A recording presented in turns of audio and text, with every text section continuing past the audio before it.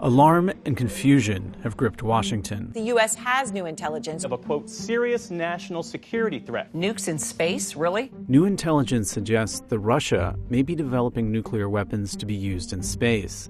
Although details of the classified intelligence are slim, space policy experts said that the technology could be used against American satellites, raising questions about Russia's intentions and the potential ramifications of an orbital detonation. I think this is a wake-up call. What Russia is doing is unprecedented, extremely dangerous, and destabilizing. The disclosure of the intelligence was first made public by Chairman of the House Intelligence Committee, Mike Turner.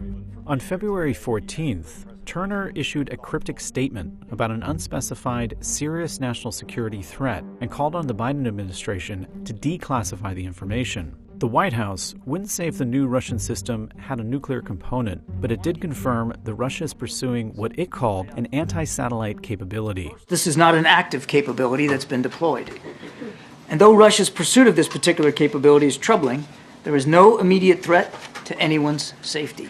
Russian President Vladimir Putin denied the U.S. allegations that Moscow plans to deploy nuclear weapons in space. Наша позиция ясна и прозрачна. Мы категорически всегда были против, и сейчас против размещения ядерного оружия в космосе.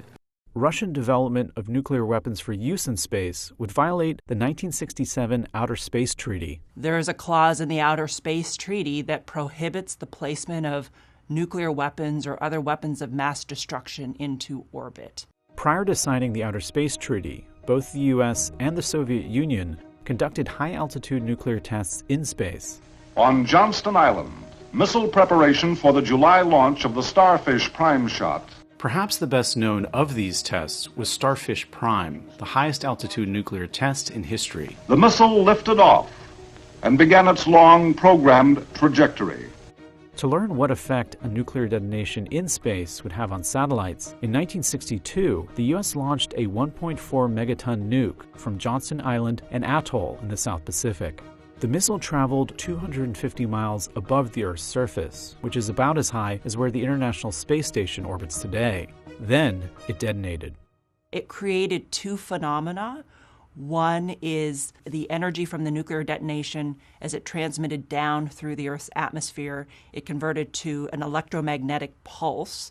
So basically an electric surge of energy that ended up frying components on land, power grids, electrical devices, caused communications blackouts for hundreds of miles. The missile was launched about 700 nautical miles from Hawaii, but the effects from the tests were seen around the equator. Here, in still pictures, are two profile views of the Starfish Prime aurora as seen from the Hawaiian Islands 700 miles away. So when you see a solar flare, energy from the sun heads towards the Earth, it hits the Earth's magnetic fields, that energy dissipates, and that's what creates the aurora borealis. A nuclear detonation in space also creates that high energy radiation like the sun. The radiation from the Starfish Prime detonation eventually dissipated, but only after years. It also created radiation that was trapped within the magnetic fields of Earth. So any satellites that were orbiting the Earth at that point in time, again, very few in 1962, but any satellites that were orbiting the Earth accumulated a higher radiation dose, and their electronics basically got fried over time. The Starfish Prime test revealed that a high-altitude nuclear detonation is particularly effective and indiscriminate. Not only were nearby satellites destroyed, satellites on the other side of the Earth were damaged and rendered inoperable. According to a 2010 Defense Threat Reduction Agency report, Starfish Prime damaged or destroyed roughly one-third of all satellites in low Earth orbit at the time.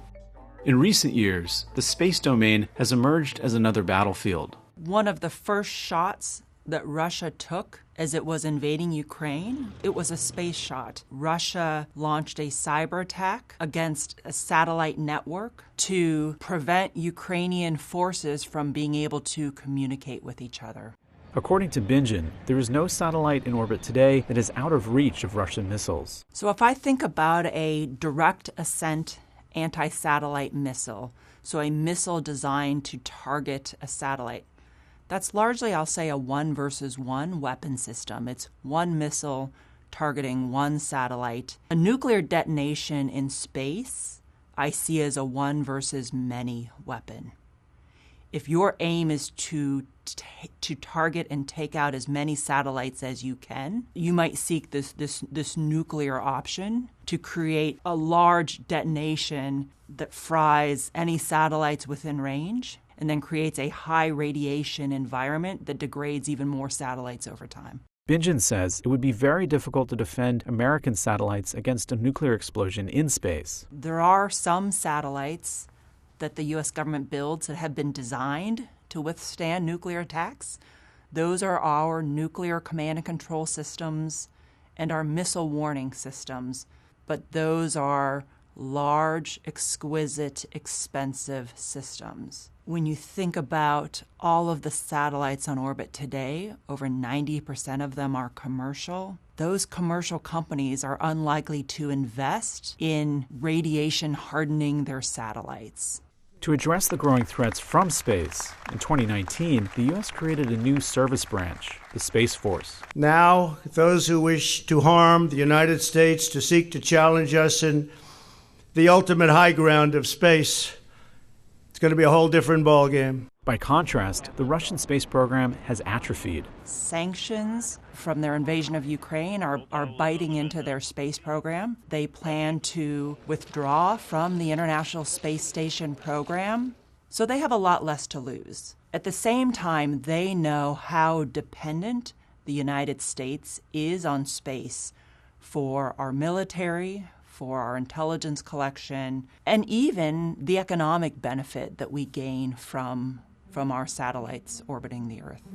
So they know that we have a lot more to lose, and if a situation is potentially dire for them, they may be willing to make that trade.